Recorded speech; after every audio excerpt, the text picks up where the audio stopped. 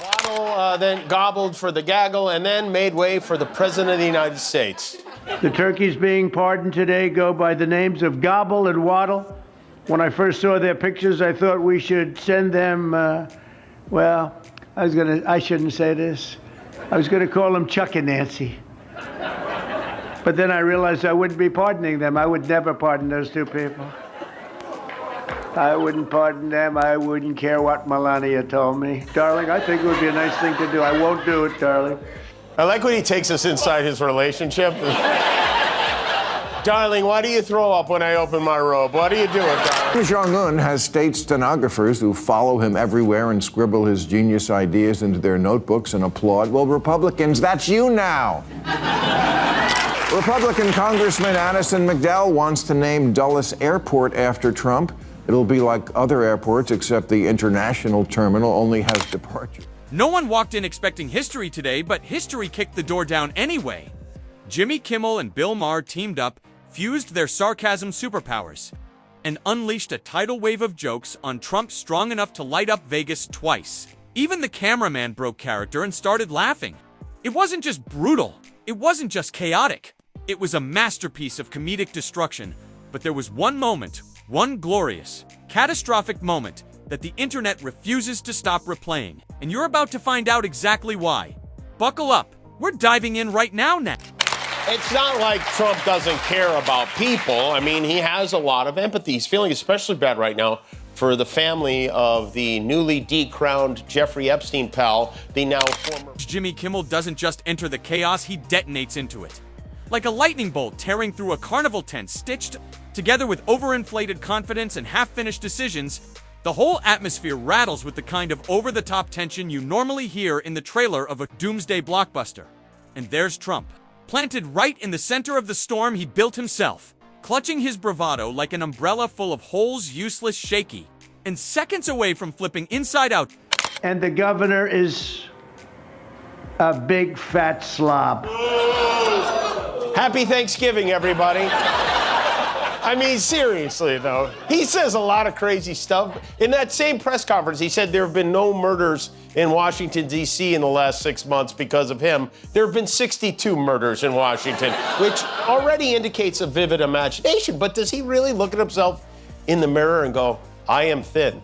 I am so thin, I can comment. Bill Maher dives in with the swagger of a man who's just cracked open a treasure chest stuffed with every presidential blunder ever recorded. Trump tries to strike a grand, heroic pose, but the world around him collapses like a cookie that forgot it was supposed to stay firm. Bill's delivery turns the whole moment into a chaotic cinematic. Seen one of those wild action sequences where the hero keeps insisting everything is fine, while the entire background is actively on fire. There's also a bill in Congress to add Trump to Mount Rushmore because, like Washington, he's a patriot. Like Teddy Roosevelt, he's a renegade. And like Abraham Lincoln, he's not really helping the theater scene in Washington. Yeah, the Kennedy Center is not something I really care a lot about, but I do care that an American president doesn't see anything wrong with him personally taking it over, or that his communications director, Stephen Chung, said it was justified because Trump, quote, Jimmy comes back with the intensity of a spotlight that refuses to blink. Illuminating every crack Trump desperately tries to smooth over. The president's expressions flip like theater masks being swapped too fast, each new face revealing even more confusion than the last dot. Jimmy amplifies the chaos until it practically glitters with absurdity, transforming the entire scene into a full-blown stage production where every gesture feels like a line from a script no one bothered to rehearse. And then the president pardoned the birds as only he can. Looks like a rather violent bird. Hard to play. Anyway, are you ready? Beautiful. Nice. You are hereby unconditionally pardoned. There you go. All right. In 6 months, when they're indicted for crypto fraud, Bill steps forward like a tour guide leading everyone through a grand gallery of presidential blunders, each one painted in loud, unmistakable strokes of chaos. Trump tries to hold on to a regal presence, but the moment betrays him. The slight tremble becomes louder than anything he meant to project. Bill spins it into Entertainment so rich it feels like a full-blown opera of misfires and miscalculations. Performed entirely in dramatic slow motion, the tension crackles then ignites, transforming into pure comedic electricity. Republicans dance like Trump now. They name weapons systems after him. They've even dressed like him with the trademark suit and tie. Available exclusively at Banana Republic. Yeah, all these super macho guys eating the ass of another man.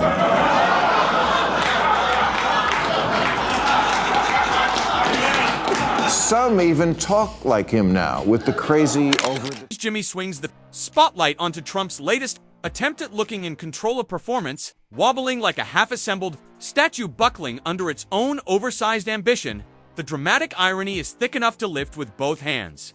Jimmy slices through the facade with humor so sharp it cuts through pretension like a hot knife skating through decorative icing.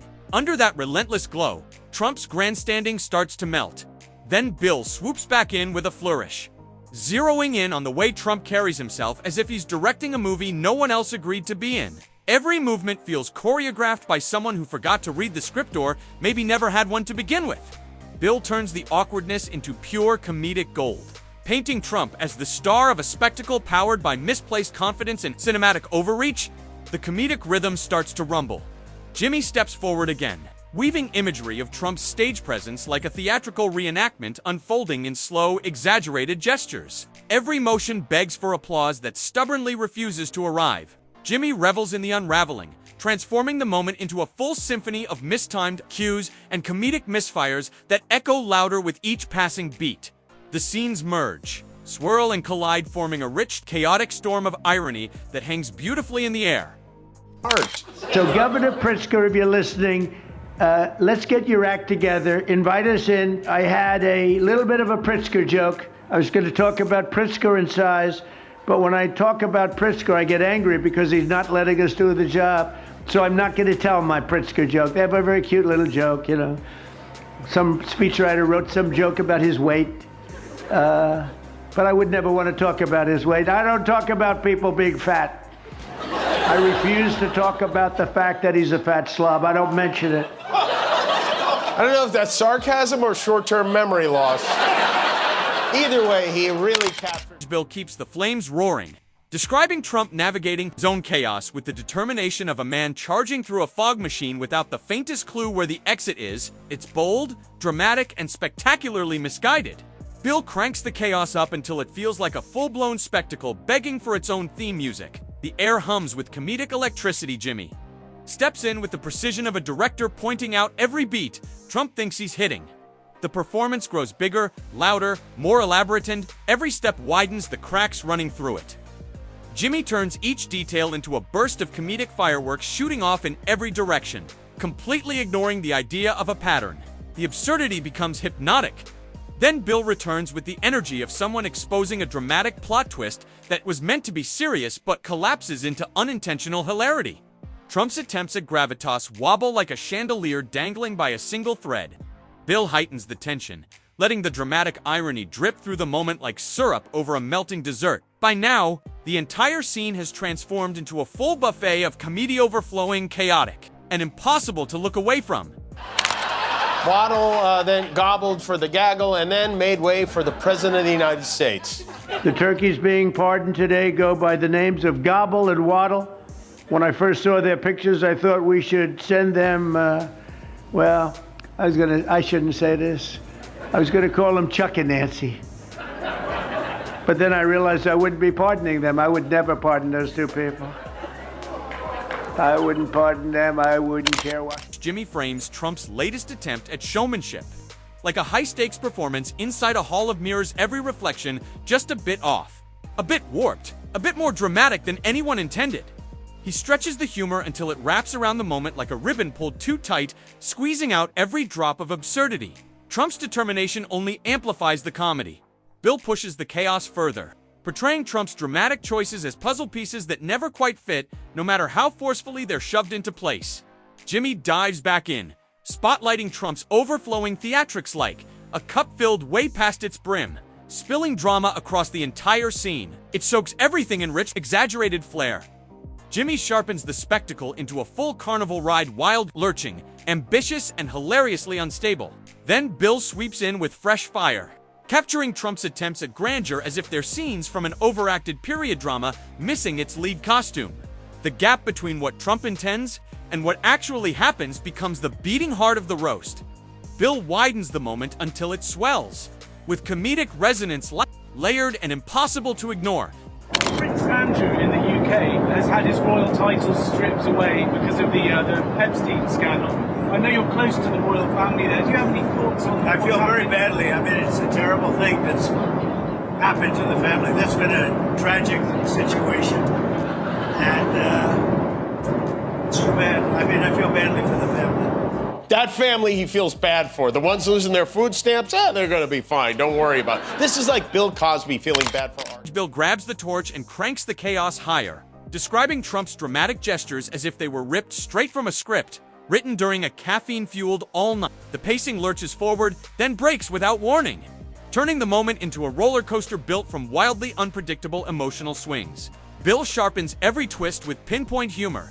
Jimmy keeps the energy blazing, dissecting Trump's shifting expressions, the kind that flicker with the jittery rhythm of someone trying to stay composed while juggling flaming torches. The comedy practically drips off each exaggerated detail as Jimmy molds the chaos into something irresistibly entertaining. Bill steps back in, lifting Trump's attempts at authority into the realm of theatrical overplay, something fit for a stage lined with velvet curtains and glittering chandeliers. The dramatic pose clashing against the shaky foundation beneath becomes pure comedic treasure, and Bill doesn't let it rest. He presses harder. Jimmy turns the roast up another notch by pointing out Trump's uncanny ability to transform even the calmest moment into a swirling storm of unpredictable theatrics. The whole scene swells like a balloon stretched beyond its limits. Jimmy lets it inflate bigger and bigger until it trembles on the verge of bursting under the sheer pressure of comedy. Gretchen Whitmer looked like a toddler playing peekaboo in the Oval Office as she's afraid of the Liz Bratts of the world and the 12 social justice warriors on the internet and what they might tweet to their 7 followers. Alyssa Slotkin calls her party weak and woke. She's right. People vote on instinct. They can smell fear a swing state away, and they'd rather have strong and wrong. Having sex with Stormy Daniels was wrong. But Trump didn't hide. Jimmy swings the spotlight onto the swirling chaos around. Trump, a glitter storm caught in a wind tunnel. It sparkles, it scatters, and it refuses to settle. Jimmy twists the chaos into a full-blown comedic cyclone. Bill steps in, turning Trump's decision-making into a dramatic journey down a hallway lined with funhouse lights and mismatched cues. Every step echoes with exaggerated tension, and Bill squeezes the moment until it explodes into pure comedy. Jimmy jumps back in, portraying Trump's shifting confidence as a stage prop tipping over again and again despite best efforts. Each wobble ramps up the comedic potential, which Jimmy stretches into a brilliantly exaggerated critique. Bill amplifies the energy, likening Trump's theatrics to an orchestra that insists on playing louder whenever it loses rhythm, a symphony of misplaced confidence and runaway gestures. He loads the scene with comedic intensity. Jimmy keeps pushing, spinning Trump's movements into a whirlwind of dramatic flourishes borrowed from every genre at once. The inconsistency becomes its own punchline, and Jimmy drags it into sharp, full focus, turning the spectacle into a mesmerizing, chaotic, and irresistible roast.net. Prince Andrew lost his royal status. He's been demoted to, I think he's the Archduke of Frimplepants now or something. Trump's claimed that he doesn't know Prince Andrew, and yet there are dozens of photos of them together. Here's just one of the many. I don't know if, what happened to Andrew in that photograph, but here's one of then Prince Andrew walking away from Trump. And look who else is in the picture, peeking in from the corner. You got convicted sex trafficker Ghislaine Maxwell, who Trump wishes well and just had moved to a much more comfortable prison. And then lurking in the background, none other than Trump's BF. Bill takes the chaos higher, turning Trump's missteps into a series of overlapping, competing moments, a dramatic spectacle swelling like a storm cloud on the verge of bursting. Each beat is punctuated with Bill's razor-sharp humor. Jimmy circles back, painting Trump as a man trying to control a landscape built entirely on shifting sand. The wobble grows, the posture tightens, and the comedy rises effortlessly. Jimmy shapes the chaos into something almost operatic in its scope. Bill leaps in with a flourish, spinning Trump's misadventures into a spiraling drama. Like a forgotten play being performed for the first time, comedic tension stretches with every beat, layering new absurdities. Jimmy heightens the imagery, depicting Trump's reactions as a flickering spotlight during a high-budget performance, every unpredictable blink revealing yet another piece of exaggerated drama. He molds it into a storm of humor, relentless and dazzling. Bill delivers a final wave of cutting commentary, portraying Trump's week as a full-blown drone. According to the Washington Post, since Trump installed himself as chairman of the board back in February, ticket sales at the Kennedy Center have taken a nosedive. So far, the Kennedy Center has only sold 57% of their tickets, which is down from 93% at this time last year. Everything he touches dies. Good news, Malone. The lack of ticket sales hasn't discouraged the tantrum of the opera one bit. He took a break from posting photos of the new Lincoln toilet to brag about his new Trumpified Kennedy Center. He wrote, "It is really looking good. The exterior columns, which were in serious danger of corrosion if something weren't done, are completed and look magnificent." Jimmy rides the swelling wave of chaos, casting Trump's stance as something precariously wedged between attempted grandeur and accidental slapstick. Each gesture lands with the graceless finality of a door slamming in an empty hallway. Jimmy stretches the moment into a slow-motion unraveling, a glimmering, exaggerated display that pulses with wild, unpredictable rhythm. Every second breathes life into the absurdity, as if the room itself conspires to turn the spectacle into a living, breathing comedy. Bill steps in, sculpting the unfolding chaos into a vivid storyline. He portrays Trump as a man trapped between two performances he never rehearsed for, one dramatic, deliberate, and self-important, the other unintentional, ludicrous, and hilariously off. The imbalance swirls around him like a curtain caught in a hurricane, whipping his attempts at authority into new shapes with every gust. Bill hones the scene into a masterpiece of exaggerated tension, humming with comedic electricity that charges the air and keeps the audience teetering on the edge of disbelief and laughter. Jimmy returns with precision, highlighting Trump's presence as a monumental sculpture carved from unstable ambition and half-formed plans. Every exaggerated gesture, every forced expression creates cracks in the imaginary edifice. The weight of his theatrics bends and strains the form until every flaw is magnified, irresistible in its comedic brilliance. Jimmy draws out each wobble, each tremor, until the performance itself becomes a vivid study of chaos made tangible. Bill elevates the narrative, turning missteps into dramatic punctuation. Trump's attempts at control are reframed as spiraling gestures that tumble into faltering bravado, each movement striking a note of sparkling irony. The scene stretches wider, more layered, as Bill crafts a crescendo of comedic tension where nothing is safe from exaggeration. Together, Jimmy and Bill choreograph the chaos into a grand finale. The atmosphere thickens, buzzing with anticipation, every gesture echoing like a drumbeat in a symphony of absurdity.